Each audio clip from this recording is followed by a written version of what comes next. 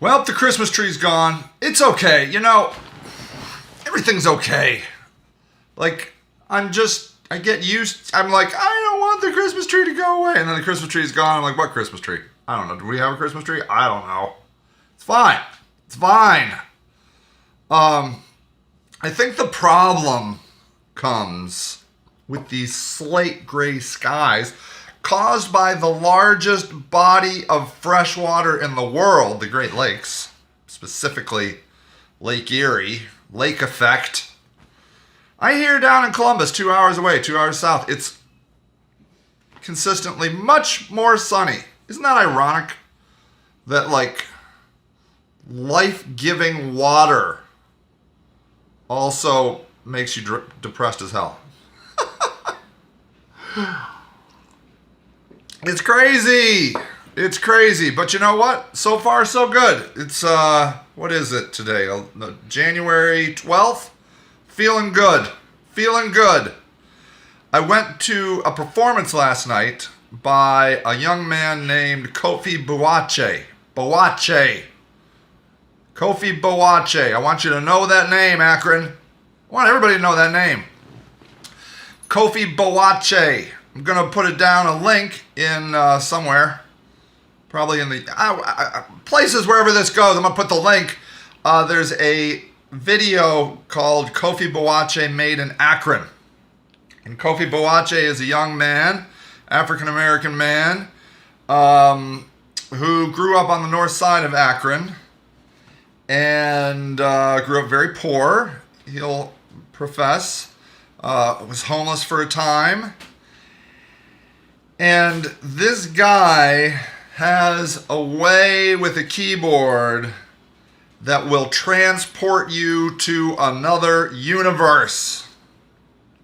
He was having a fundraiser last night because he is going to school in Boston, Berklee School of Music, I believe it's called, in Boston. It's a $70,000 a year school, and he has a scholarship for half of it, but he has to pay for the other half. And he packed, I tell you, this bar last night, the Spotted Owl on Maple Street. Have you been there? Really nice place. I don't get out to bars much, considering I'm not a drinker, but it's kind of a downside to not drinking is I really do believe it took a real big toll on my social life, not drinking. I just rather sit at home and watch Netflix or something. It's weird, right? I definitely will never drink again. Drinking is my soulmate from hell. My soulmate from hell. I've actually, this Christmas season, really compelled to drink again after 16 years. I don't feel that way right now. But during the Christmas season, I was ready. I was ready to get back in the scene. I was ready.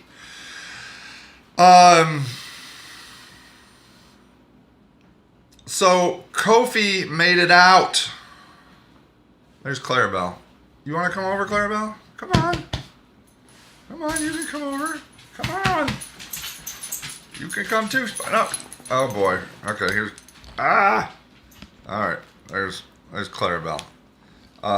People say they love you, Clarabelle. There. They say you should run for office. Yes, they do say that. They say it, Clarabelle. I'm going to see what good offices might be available for you. See what we could run for. City council, county council, school board. I don't know. There's so many things you could run for, Clarabelle. I'm going to go find out and see what you would do. I imagine your positive, loving spirit would be only a benefit to the city of Akron or the county of Summit. We could use more Clarabelle love in our lives. Yes, we could. So maybe you'll run for something. Who knows? We'll see. Okay, I was telling a story about Kofi Boakye. You want to listen? Okay, good. So,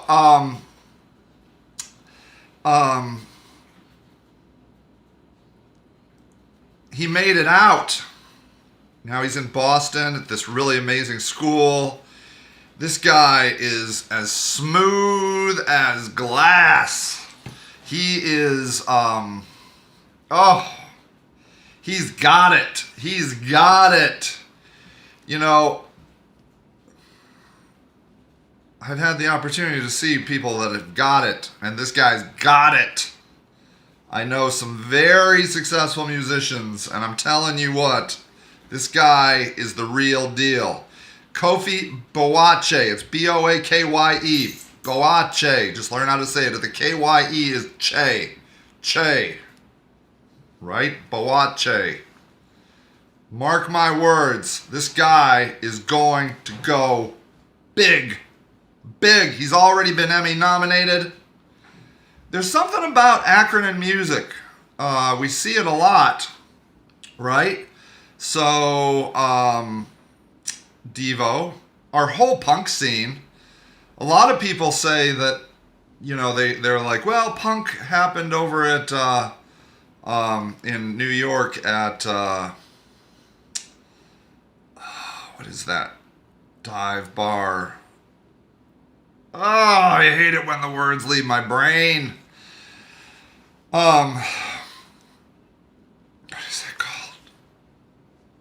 Skeevy Jeebies? Skeevy Jeebies. Yeah, Skeevy Jeebies. The place in Skeevy Jeebies? You know it. It's like that. It sounds like that. Skeevy Jeebies, BB Jeebies, Leeby Jeebies, something Jeebies. Anyways, they say that's where the punk scene started. No, it was already going on over here on the east side of Akron. And then big time it moved to the Bank, a bar downtown called the Bank. We were the start of punk. We were punk. Look, we're burgers and we're punk. And we're AA. And other things I can't even remember. We are a lot of things, and we have to celebrate them other than just the industrialists that sold rubber tires. And no dissing them. Okay, look, I went to the Cyberling Mansion this Christmas to see the lights. Amazing. What is that? Is that Cyberling? What is that? You know what I'm talking about. I went down to the big house down there on Portage, you know. I can't remember any words. Makes my podcasting a little rough around the edges. But I have Clarabelle, so you can just look at her. Just look at Clarabelle, yeah. So, Stan Hewitt. God, how hard is it to come up with the word Stan Hewitt at all? I went to the house. It's amazing. It's amazing, Clarabelle. I'm sorry you didn't get to go. I'm sorry. It's a lot. But it's beautiful. They spend so much time putting up all these lovely lights. It was a wonderful season to go see the lights because it wasn't too cold.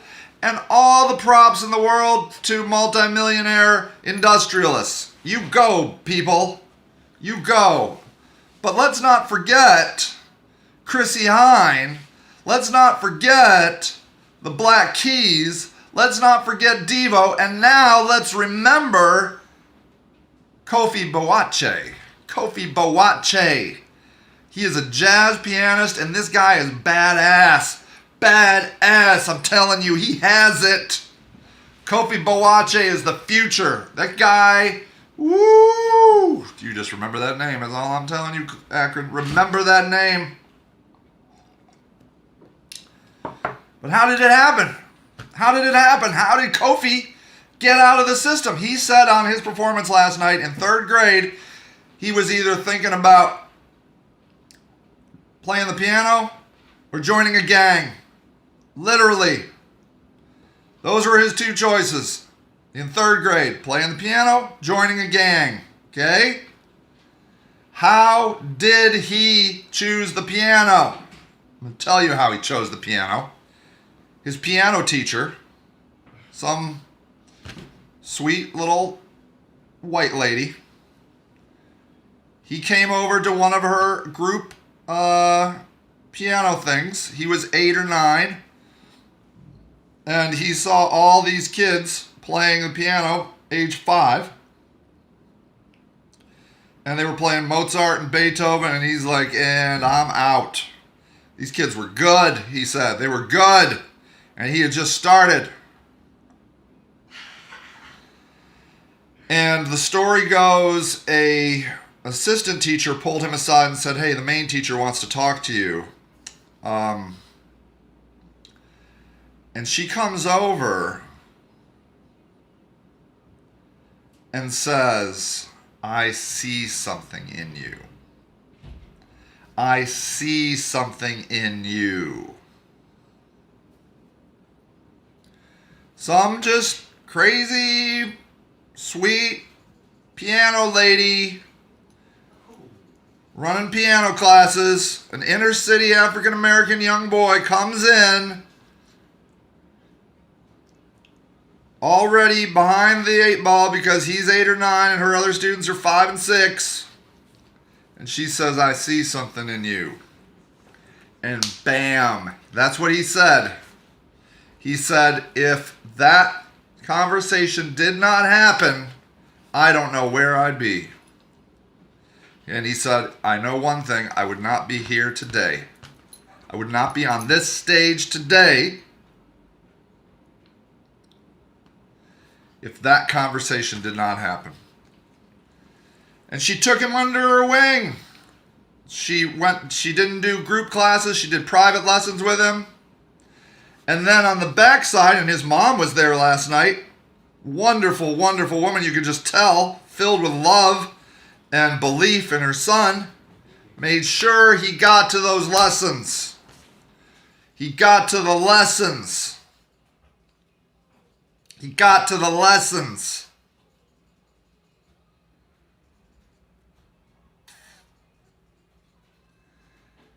And last night, he filled a bar, packed, couldn't even find a parking space, for a benefit to help him pay for his college. Now, I'm not pretending to be in any way behind the 8 ball like Kofi was, because I'm me and I've never been homeless, but I have had my utilities turned off more than once. And after my dad left, my mom sold printing from Minuteman Press in her own car for minimum wage, which was, I think, about $3 an hour, $3.15, I think. And that's how I lived. Like that. From 7 to 18. Okay? And I ran with some pretty hardcore kids. One of those kids is spending life in prison right now.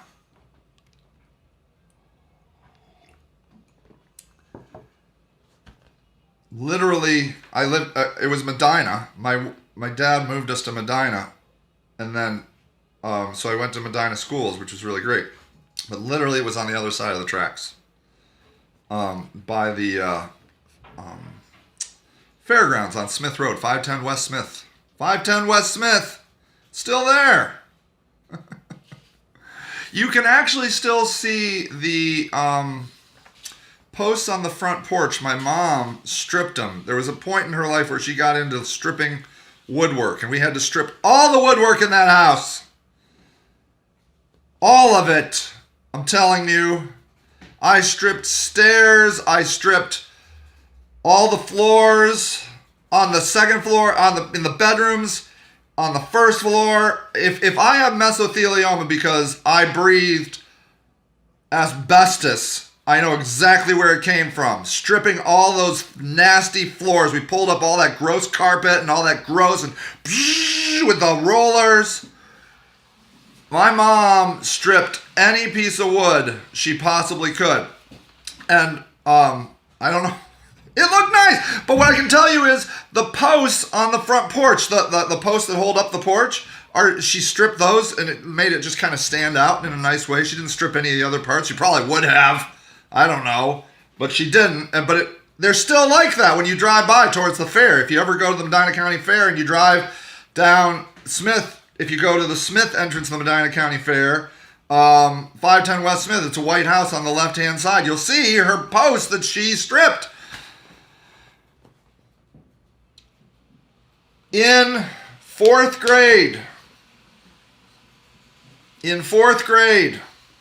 I think Kofi's story happened in third grade. In fourth grade, a man walked into our elementary class. His name was Keith Holiday. And he did a listening test. And I think like the listening test was he would play something on his violin, he'd play a note, and then he'd play another note, and you'd be like, does it go up or down? And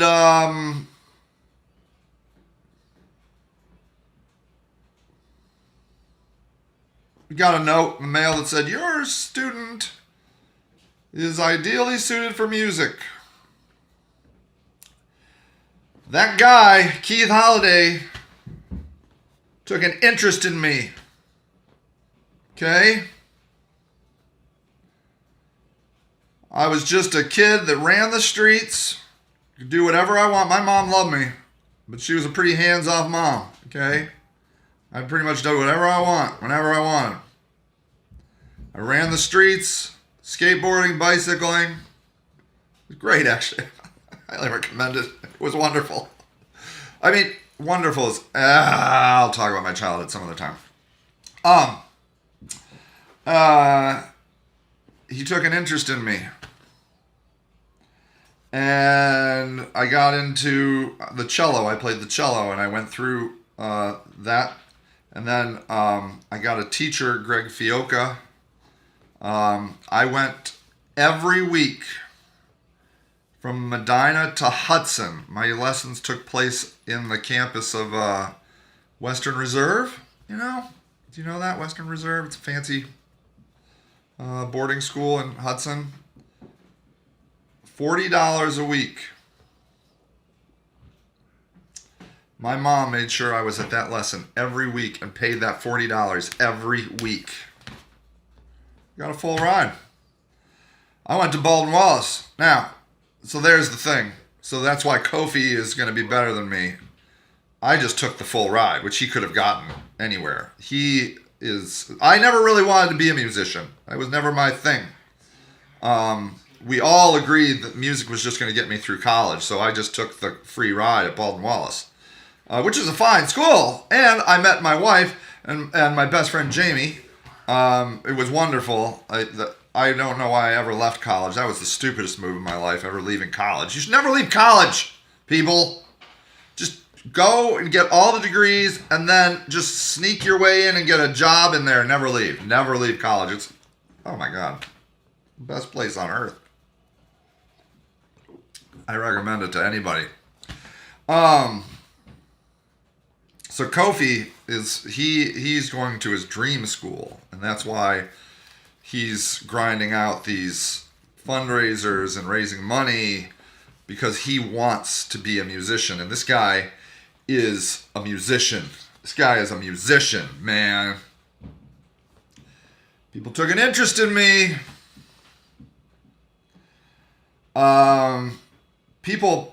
Anonymous people would buy me things regularly. My grandfather bought me a $15,000 cello. Just bought it for me. $15,000 cello. I had somebody pay for a flight out to the Music Academy of the West in Santa Barbara. I don't even know who it was. I don't even know. I don't know. It was from a church I went to, anonymous donor. Paid for the flight. People took an interest in me. People took an interest in me. And that is how change happens. People take an interest in someone. As an Akronite, you should be required to know the story of LeBron James. He was absent 100 days in third or fourth grade. I can't remember now. I don't know why I don't remember. I don't remember. Third or fourth grade. I think it's fourth grade. You know why he was absent? Because he was homeless. He was bouncing around from house to house to house to house to house. Because he was homeless. 100 days. You know how he is LeBron James? Somebody took an interest in him. Coaches found him. One coach moved him into the mom and him into a house. Then later on in high school, another coach moved just him into his house. Somebody took an interest in him. And now he's LeBron James. That seems to be the recurring theme.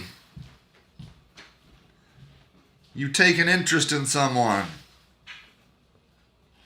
Change happens one at a time. You cannot change a group of people. You cannot change the homeless. If you think that homelessness is just the lack of a house, now it is for somebody. I mean, if you can't afford a house and you're in San Francisco or San Diego or LA, okay, there is a group of population that just can't afford to live there. Like they have a job, everything's okay. They're living in their RV or their car. They just can't afford it. Okay, that for sure is a kind of homeless person. There's not one kind of homeless person. And chronic should not be the defining factor. How long you've been homeless, that can change who you are, but there are types of homeless people. Like for example, the retired, I have a group that I've been thinking about called the retired criminal. Many retired criminals become homeless. And they are not like the other homeless people that became homeless because of being beaten physically and mentally by their parents their entire childhood, having severe mental health issues. Retired criminals, it's hard to transition out of being a thief or a drug dealer into like traditional work. It's just hard. They're a different kind of homeless person. There's all kinds of homeless people, okay? There's the homeless people that are caused by trauma. There's homeless people that are caused by a catastrophic loss of family.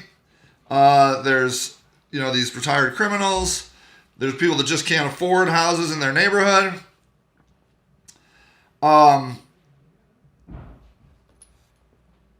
That's why you can't solve homelessness.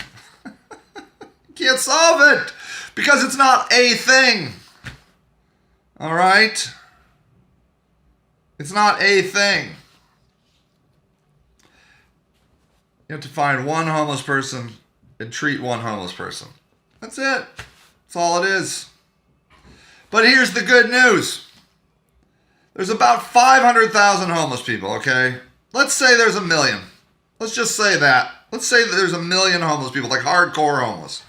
And I'm not talking couch surfers, which would put you at 10% of the population, in my opinion. People that are like staying on friends' couches, moving around. I believe that's at 10%. It's 10% of our kids in school. We know that. There's 20,000 kids in the Akron Public Schools, and about 2,000 of them are homeless, meaning they're like doubled up. They're moving from house to house. So why wouldn't it transfer if there's 10,000 homeless kids that are bouncing around from house to house all around their city? Why wouldn't it translate that there are 10% of families doing the same thing? Which then the numbers skyrocket. There's, say, 190,000 Akronites. That means 19,000 homeless people, okay? 350 million Americans, 3.5 million homeless. Okay, we're not going to talk about those numbers. Just forget I even mentioned those catastrophic, horrid, but probably true numbers.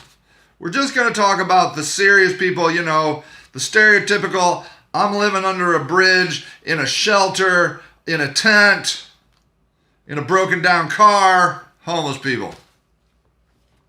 500,000. When they do the point in time count, it comes in right around 500,000 something. But the point in time count is a big total lie. So let's just double it. Let's double it. 1 million homeless people in America. 1 million homeless people versus 349 million other people. Let's just classify. Let's take 50 million that are destitute. Or something. 50 million people that can't work. Let's take another, 100 million that are kids, can't help. So let's subtract 150 million, okay, out of the 350 million. That leaves 200 million people. 200 million people to care for 1 million people. It's 200 to 1. Are you telling me there aren't 200 people, out of 200 people, not one of them has some interest in working with a homeless person in their neighborhood?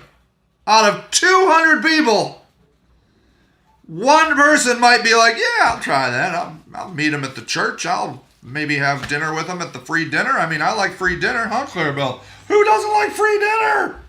Why don't you go down and meet him at the church dinner? You know, I'm not saying take him to your house. No. No, I'm not saying that. I'm saying take an interest in them.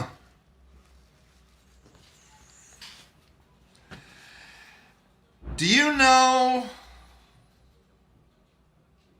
how long you can walk the streets of any city as a homeless person and never be looked at by a non-homeless person, much less spoken to? Forever. People look down, look away, cross the street, ignore you.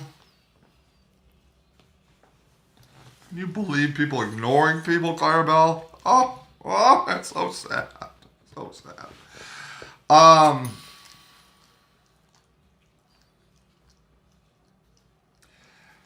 Let's just say there are 200 million eligible Americans that would be willing to take an interest in 1 million seriously homeless people. Let me ask you a theoretical, hypothetical, rhetorical question. Do you think it would help? Do you think it would help?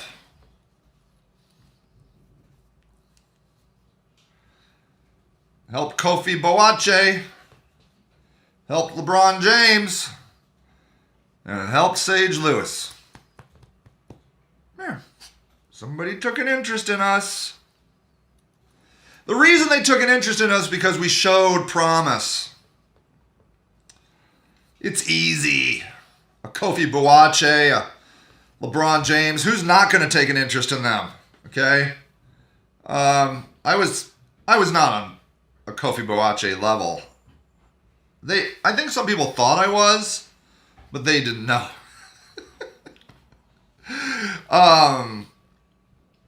You don't see a lot of great musicians in a town like Medina. Every once in a while you do. So, somebody above average comes along, you're like, oh my God, he's so good. That's right, Clarabelle. Really, but it was enough for people to take an interest. So I guess the question is, are we big enough to take an interest in somebody that doesn't show anything special?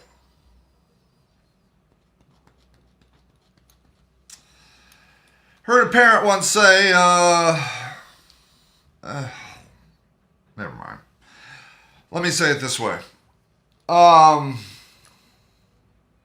There are parents that don't believe their kids are special. And I'm not even talking about parents that literally abuse their kids, like beat them and mentally and physically, just mentally browbeat them their entire, like, I know homeless people that consider themselves the black sheep of the family. The black sheep, Clarabelle. The cow dog of the family. Can you imagine? Oh, that would be so sad. You're the cow dog of our family. Yeah. I know, honey. I know. I love you too. So, yeah, you got those parents that are just totally terrible, terrible, terrible humans. And then you have parents that don't think much of their kids at all. They're just like, just a kid. If you don't take an interest in a kid, you don't find something that's special about them, what do you think's going to happen? I mean, the likelihood of them doing self-harming behavior is, I would imagine, significant. And I don't think you're going to change the parents. I don't think you're going to change the parents. I don't think you can guilt the parents into it. The parents are who they are. And we have to point out what is special about kids, adults, homeless people, drug addicts, everybody. There's an interesting thing about humans. We have to be part of a community. We'll die without it. But we have to feel special. We do. I get when people make fun of that. You're like, oh, he got a E for effort, or he got a medal for showing up. Look, I didn't invent the human psyche. Wasn't my idea to create us like this. We're a mess. We're a total wreck. We're a... Holy cow. Holy cow. Being a human being is... Like, what is it? It's like being a polar bear with a conscience. I don't know why I eat my baby. I don't know why I do it. Leave me alone. I don't know. Do polar bears do that? I know that regular bears do. Like black bears and brown bears, they eat the young. I don't know what polar bears do. I don't know why. I just saw him there. He looked tasty. I'm sorry. I ate him, okay? That's literally what a human is. Literally. We do terrible things and we're like, oh my God, that was terrible. Why did I do that? Why did I do that? Because you're a human, okay? I'm not saying it's cool. I'm not saying we're going to allow that. I'm not saying you don't have to go to jail or whatever. Just for our own protection. Just so we don't have to be worried about your crazy ass eating us. Jeffrey Dahmer. Okay? Look, Jeffrey Dahmer. I don't know why you ate gay men. I don't know why you did it. Also an Akronite. Is it too early to start a Jeffrey Dahmer gift shop? Why can't we be the town of Jeffrey Dahmer? Look, you know where I went this summer? Salem, Massachusetts. You know what their claim to fame is? Hanging like a dozen women for pretending they thought they were witches. That's all Salem, Massachusetts is. If they can make money off of their embarrassment, why can't we make money off of Jeffrey Dahmer? That's all I'm saying. I don't know why we don't have a Jeffrey Dahmer gift shop. I don't know why. I'm not angry at Jeffrey. Probably because he didn't eat me or my kid or anybody I know. Jeffrey clearly had a problem. There was something crazy going on in Jeffrey's head. And I think he got killed in jail, which is unfortunate. I mean, or maybe best for everybody. I don't know. Maybe, I don't know. Jeffrey Dahmer had a problem, okay? Look, if you can look at a black bear that just ate its baby and not be angry at it, how can you look at Jeffrey Dahmer who just ate a gay young man and be angry at him? It's the same thing. It's the same thing. Look. Did you know, my wife just told me that Baba Ram Dass died. How do I not know these things? Do you know who Baba Ram Das is? Friend of Timothy Leary. Highly educated. I don't know if he was a professor. Hold on. I'll find out. Google knows. Google knows. Hold on. Come on. 1 second.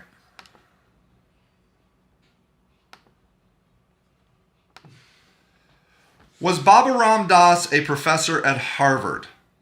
Let's see. Baba Ram Das, April 6, 1931 to December 22nd, 2019, also known as Baba Ram Das, just Ram Das, whatever. American spiritual teacher, psychologist, and author. Ram Dass was personally and professionally associated with Timothy Leary at the Harvard University. Well, that's not really what I asked for, Google. Come on, Google. Hold on. I don't know why I care to let you know. Okay. Yeah, Harvard professorship. He moved to Cambridge, Massachusetts to teach at Harvard University and help Albert accept a tenure-back position there. Yeah. Professor at Harvard with Timothy Leary. You know, the LSD, lysergic acid guys. So here's the thing. They were friends, Timothy Leary and McClellan. I should know his regular name. Ram Dass. Born Richard Albert. Richard Albert. That's a stupid name. Just call him Ram Dass. They were friends. He conducted research with Leary on the therapeutic effects of psychedelic drugs. In addition, Albert assisted Harvard Divinity School graduate student Walter Pank in his 1962 Good Friday experiment with theology students, the first controlled double-blind study of drugs and the mystical experience. While not illegal at the time, this research was controversial and led to Leary and Albert's dismissal from Harvard in 1963. Anyways, Ram Dass and Timothy Leary had a falling out because Timothy Leary was very scientific and Richard Albert, a.k.a. Baba Ram Das, became very spiritual, and Timothy Leary was very upset about that. And so they had a big falling out. And I think they kind of made amends later in life. Rocky read me a quote of Ram Dass this morning. And the summary of it is, when you walk into a woods and you see a bunch of trees, there's all kinds of trees. Some are straight, some have leaves, some are spruces, some are... You're not walking around judging the trees, okay? You're just like, trees. There's trees. And probably you look at them and you're like, wow, that's a nice tree. Wow, not a nice tree. Oh, that's a nice tree. Oh, that tree fell down and died. Oh, well. You don't feel bad for the tree. You don't judge the trees. You don't judge them. You don't judge the trees. They're just trees. You walk into a mall of people, you're judging every single one of those motherfuckers. Every single one. Doesn't she think she's all that? Oh, I wonder how much she paid for that skirt. Oh, man, look at that fancy bag. Oh, man, that person, they dress like that? They came out in public like that? Boy. Ooh, she's with him. Oh, he's with her. Oh, man. We do it all the time. It's like in our DNA to judge humans. It's like our favorite pastime. We don't judge a black bear for eating its young. We don't judge a tree for being crooked. But we look at somebody that, does meth and we're like, woo, loser, loser. We judge. We judge people for anything. No matter whether they were in control of their actions or feelings or not. You know? We judge them all.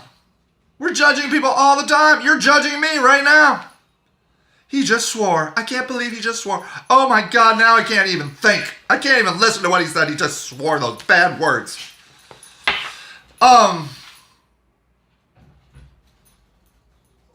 We have an incredibly difficult time just looking at humans. And just being like, oh, there's a human. There's a human. Oh, look, there's a human. Much less being like, oh, I can find the beauty in that human. Can you find the beauty in Jeffrey Dahmer? I think when I open the gift shop, you will. I'm going to be rich. I mean, do you think somebody owns the rights on his name? His parents? I'm not saying I will open a Jeffrey Dahmer gift shop, but I'm not saying I won't. I'll talk to my wife about it. She always straightens me out when I think I have a great idea. She's like, oh, honey. Oh, boy. Anyways, I have just the spot for a Jeffrey Dahmer gift shop. I mean, do you know I am the king of getting the press's attention? This is a multi-million-dollar... I bet you I have an easier time getting, like, the New York Times to my Jeffrey Dahmer gift shop than we did trying to get him into our, like, tent village.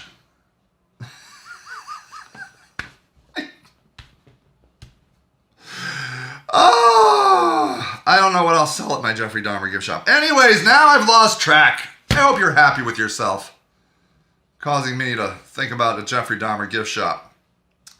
Look, I think it's safe to say Jeffrey Dahmer was crazy.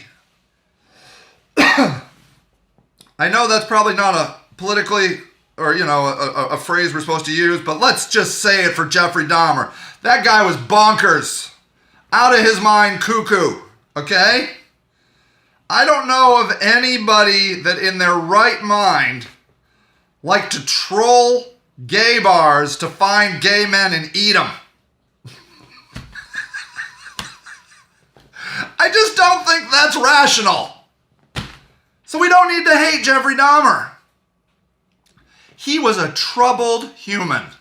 Okay? Can we all agree? Can I get an amen? Jeffrey Dahmer was a troubled human. I could use my Jeffrey Dahmer gift shop as a way to raise awareness about mental health issues. See? Well, I get rich off of Jeffrey Dahmer merch. God, don't you steal my Jeffrey Dahmer. Well, please do. I won't start it. I don't have time to start a Jeffrey Dahmer gift shop. Maybe I do, though. I don't know. Look, if Salem, Massachusetts can have witchcraft crap, I can have, like, gay, what is that when you eat people? You know, that. Why can't I remember words? God, this is really hurting my whole podcasting career.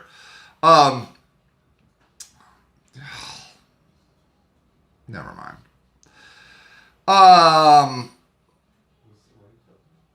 What would have happened if somebody took an interest in Jeffrey Dahmer? Would you become Jeffrey Dahmer? Did people take an interest in Jeffrey Dahmer? Look, if you can get so far in your life that you're trolling gay bars, picking up gay men, and eating them, somebody isn't paying a lot of attention to you. That's all I'm saying. That's all I'm saying. That's all I'm saying. Cannibal. Gay cannibal merch. That's what I think. The gay cannibals. Don't you think? I don't know a lot about Jeffrey Dahmer. Before I open my gift store, I'm going to really study him. Okay? And ask my wife if this is a good idea. I can't think of anything else now other than starting my Jeffrey Dahmer gift shop. Oh, God. This is the problem with me. Take an interest in people. Okay? And I see people doing it. I see people sitting... There's probably people sitting at one of our transitional houses right now. They come in from the suburbs. I know a woman that comes from Cleveland and hangs out at our house to visit. A lot of people think that they want to be transactional with the homeless. Like, what can I do to help? And there's things like gloves. And I put out a call for gloves. I showed a guy's hands that were frostbitten, and we got so many gloves. You guys are so incredible, so incredible. They want to help. They want to help. How can I help? Can I make a meal? Can I buy something? Can I send money? Yes. You can do all that. And I love that. But you want to know the truth? Hanging out with homeless people, probably the most powerful thing you can do. Now, you might bring a pack of cigarettes and some donuts. I'm not saying you shouldn't do that. Or bus passes, or gloves, or hats. But when you just bring gloves, and I'm not belittling or chastising anybody that does this. This is fine. It's 100% fine. But what I'm getting at is this. When it's just gloves without love, it's not the same. When it's love without the gloves, it's transformational. Do you see what I'm saying? Okay, let me start again. Ooh, I'm just inventing. I'm going to say, gloves without love is transactional. Love without gloves is transformational. There's a quote. There's a quote. Gloves without love is transactional. Love without gloves is transformational. The love is transformational. It changes your life. It changes your trajectory. Kofi Boakye said on the stage, as his teacher was right there, said, I don't know where I would be today if it was not for her. But I know one thing, I would not be sitting here. And he said in third grade, it was either the piano or it was a gang. How likely is it a kid from the north side of Akron, dirt poor, homeless occasionally, statistically, he doesn't get out of poverty. He doesn't get out of poverty. Let me ask Google that.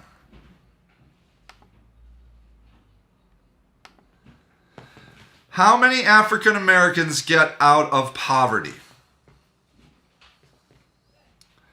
Okay, here's USA Today, December 2018.